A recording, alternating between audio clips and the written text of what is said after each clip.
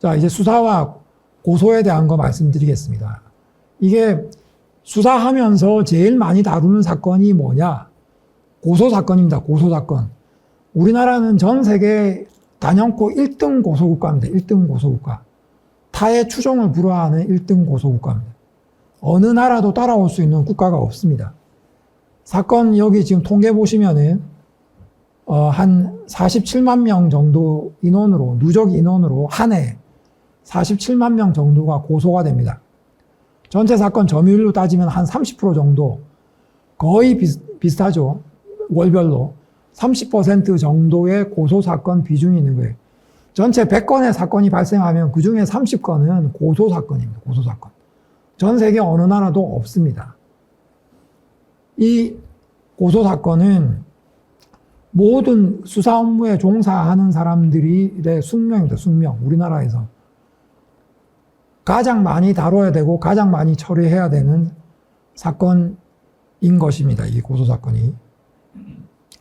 고소사건의 특징이 뭐냐면요. 고소를 하면 피고소인은 바로 입건이 돼요. 입건.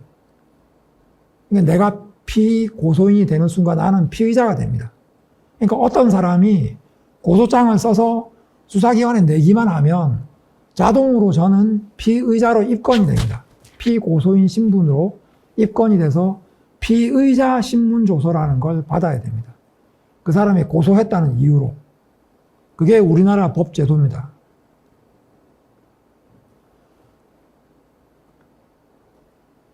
그래서 고소사건이 많고요. 고소사건이 많은 것 중에 또 이유가 한 가지가 전 세계적으로 사기 사건 많은 사기공화국으로 불릴 정도로 사기 사건 많은 나라. 우리나라의 그 대표적인 그 특이 현상 중에 하나입니다. 보시면 알겠지만 세계 각국에서 범죄 건수가 1위가 절도입니다. 절도가 제일 많다고 나오잖아요. 근데 유독 한국은 사기가 1등입니다. 사기가 1등. 종류도 굉장히 화려합니다. 5만 가지 사기 사건들이 다 있기 때문에 최근에 나온 뭐 갭투자, 한국식 갭투자 사기 사건이라고 부르는 전세왕, 빌라왕 뭐 이런 얘기 나오지 않습니까? 그런 어떤 사기 사건도 많고요. 그러니까 한국이 사기 범죄율 1위 이런 어떤 그 불명예 속에 있습니다. 자, 근데 고소사건 말씀드릴 때 반드시 말씀드려야 되는 게 무고입니다. 무고. 아까 말씀드린 것처럼 고소는 고소를 당하면 제가 바로 피의자로 입건이 된다고 했지 않습니까?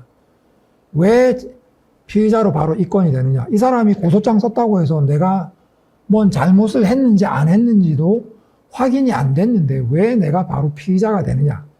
이상하지 않습니까? 근데 우리나라 법제는 고소당하면 바로 피의자가 됩니다. 근데 그 이유는 뭐냐면 고소의 성격 때문에 그렇습니다.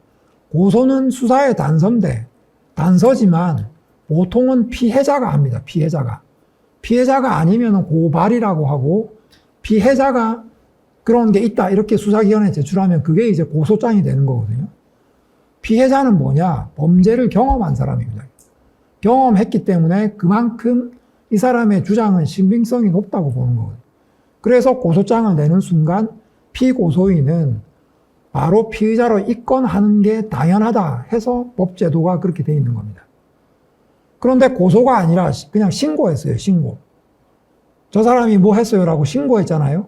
그러면 신고했다고 해서 신고당한 사람이 바로 피의자가 되지 않습니다. 그렇게 차이가 있습니다. 고소와 그 신고는. 근데 그러면은 그래서 이런 고소의 성격 때문에 반드시 같이 결부되는 게 무고입니다. 무고. 그러니까 당신이 고소한 거는 인정해 주겠어. 인정해 주지만 그만큼 당신은 허위사실을 고소하면 안 되는 거야. 허위사실 고소하면은 그만큼 고소당한 사람이 피해를 보니 거기 대해서는 무고로 당신의 죄책을 묻겠다. 이게 무고입니다. 무고. 그래서 고소와 무고는 동전의 양면입니다. 동전의 양면. 같이 붙어 다니는 거예요. 따로 떨어져 있는 게 아니에요. 그래서 고소하는 사람들은 항상 내 고소는 무고가 될 수 있다라는 것을 염두에 둬야 되는 거거든요.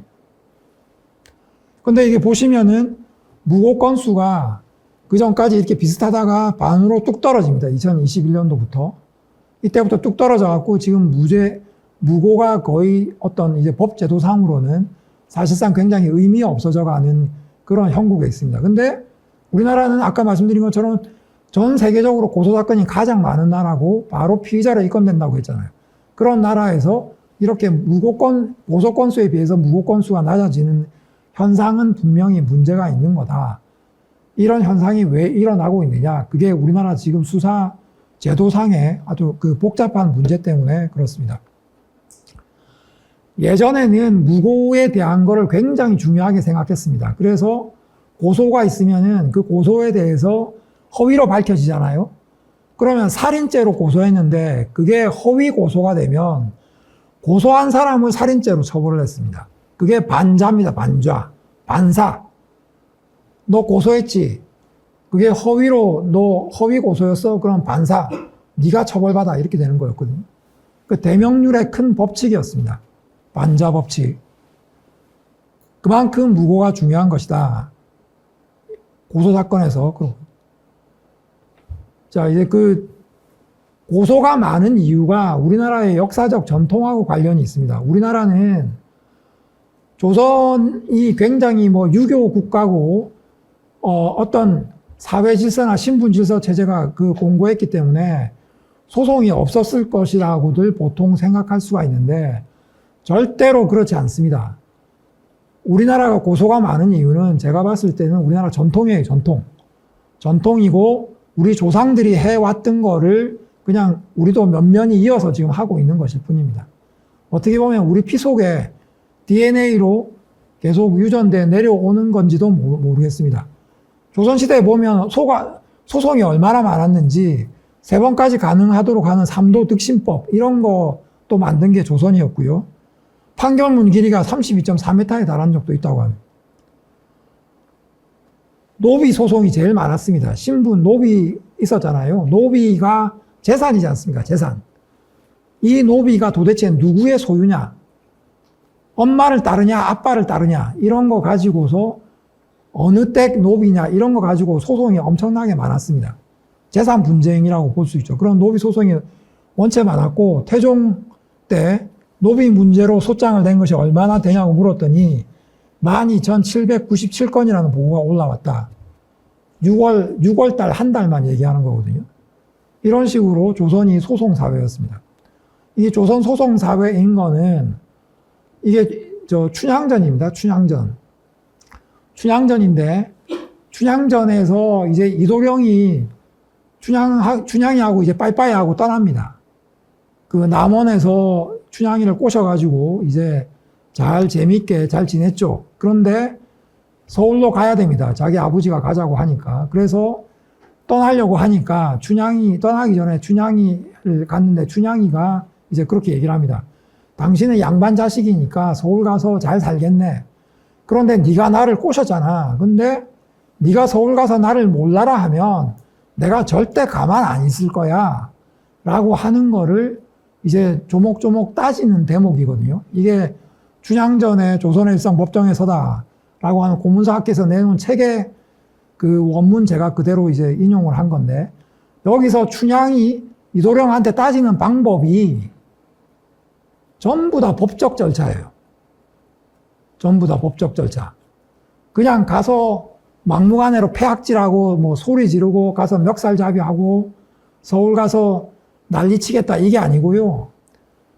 전부 다 법적 절차인데 그 단계가 총 8단계입니다. 8단계. 처음에 원정 발갈하겠다는 게 이제 소장 내겠다는 거거든요.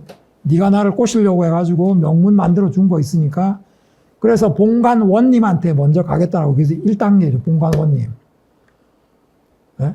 그래서 두 번째가 이제 전주 감형을 갑니다. 전주 감형 가서 또 의송하고 그런데 당신은 양반이니까 그것도 꺾으면 그 다음에 그 제사 첨년해서 한양으로 가겠다. 한양 형한 양사, 형조 가고 그 다음에 한성부 가고 사헌부 가고 사관원 가고 비국 가고 지금까지 총 7단계 나왔죠. 그 다음에 그래도 송사를 지우거든 뭐까지 하겠다라는 게 이제 마지막 단계 나옵니다. 마지막 단계.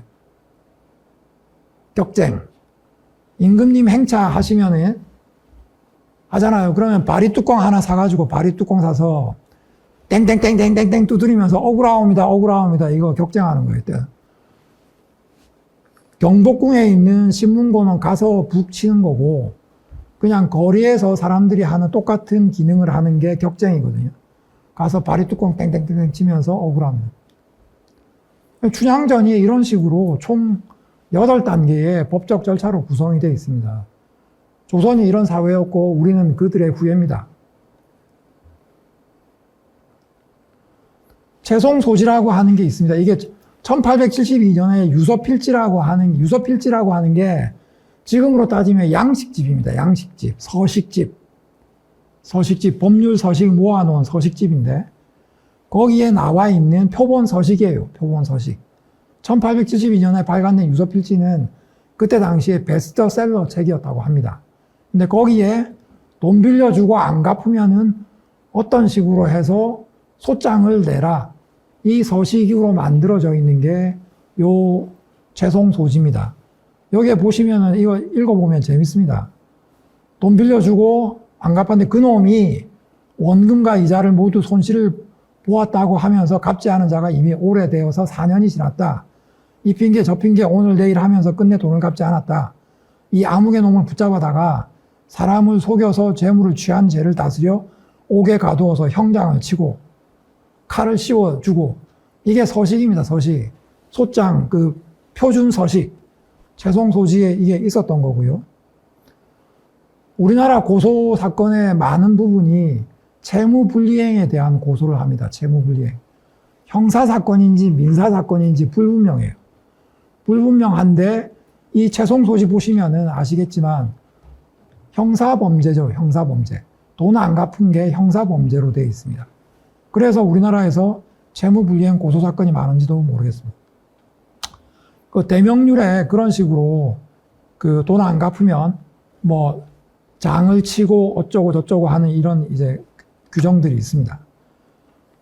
이거 옥시부인전이라고 하는 그 드라마 보신 적 있는지 모르겠는데 여기에 나오는 이제 노비가 양반 교수로 이제 바뀌어가지고 신분 세탁해서 그거 하지 않습니까? 근데 여기 나오는 이 주인공이 하는 역할이 뭐냐? 외지부라고 하는 걸 하거든요. 외지부.